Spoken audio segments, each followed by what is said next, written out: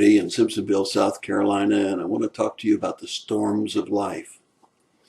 Well, the best illustration that I know of comes from Mark chapter 4, verses 35 through 41. It's also found in some of the other Gospels, but this is the story of Jesus asking his disciples to go to the other side of the Sea of Galilee.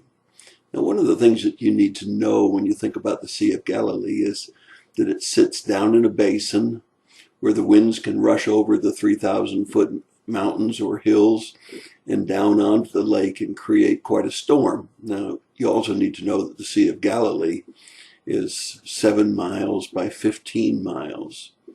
And it's probably one of the deepest bodies of water that you'd ever find in the region. Therefore, it can become very, very rough. In any case, in verse 35, we find Jesus saying, "Let us go over to the other side."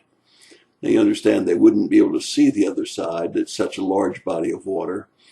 And in verse 36, he says, we must go across.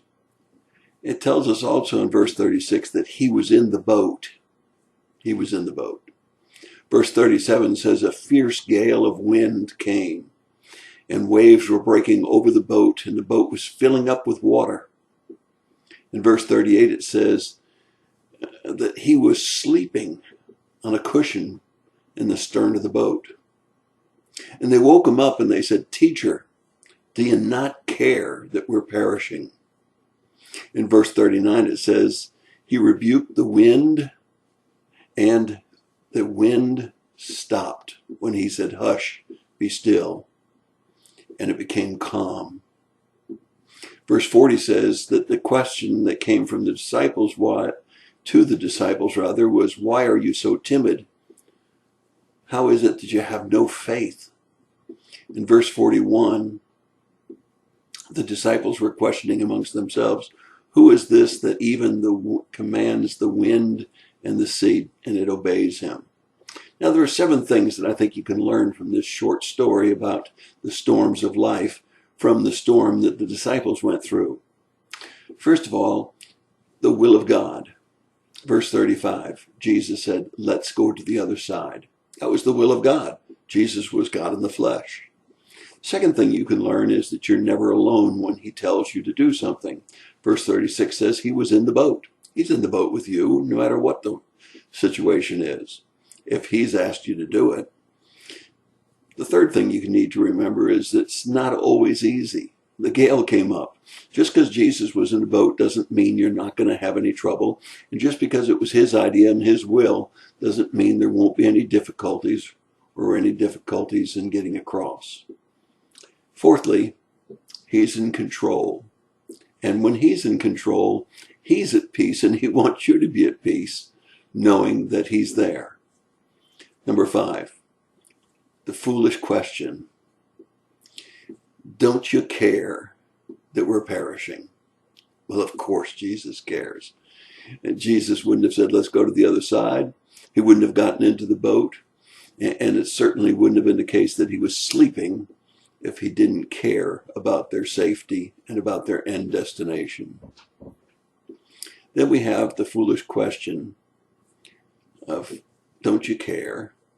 Only Jesus was asked the right question when the term teacher was used.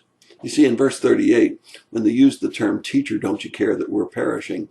you need to remember that he is a teacher, and he's teaching us all the time.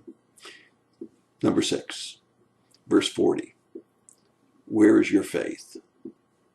Where is your personal trust? Don't you have enough experience with me till you know that I will not ask you to do something you can't do? Verse 41, the 7th point. Who is this? Who is this? Well, it's really interesting as you look at this particular story that it was not unusual for the people of the day to expect a deliverer. Perhaps a military deliverer, one that would take the Roman oppression off of them. And perhaps they saw him as a prophet. Perhaps they saw him only as a teacher. But they really hadn't yet fully understood that he was God in the flesh. But shouldn't they have assumed that somebody that could command the winds and the waves to be still, couldn't they understand that he must be God in the flesh? Now, that's what I skipped over, was verse 39. He commanded. God in the flesh commanded. So we learn 7 very important lessons. We learn about the will of God, that we're never alone, that it's not always going to be easy, that he is in control even if he seems to be sleeping. We need to remember that we don't need to ask foolish questions about, does he care? He certainly does care. We certainly need to know that our faith needs to be in him, not in the flesh. These were seasoned fishermen. They had been at rough seas before, but they didn't have faith in Jesus Christ. Who is this? This is Jesus, God in the flesh, the one who died for our sins, the one who will never ask us to do anything that he won't be with us. He never guarantees us it'll be easy. But guess what? If you read on in the story, you'll find they got to the other side. That's your thought for the day. God bless you and have a great day.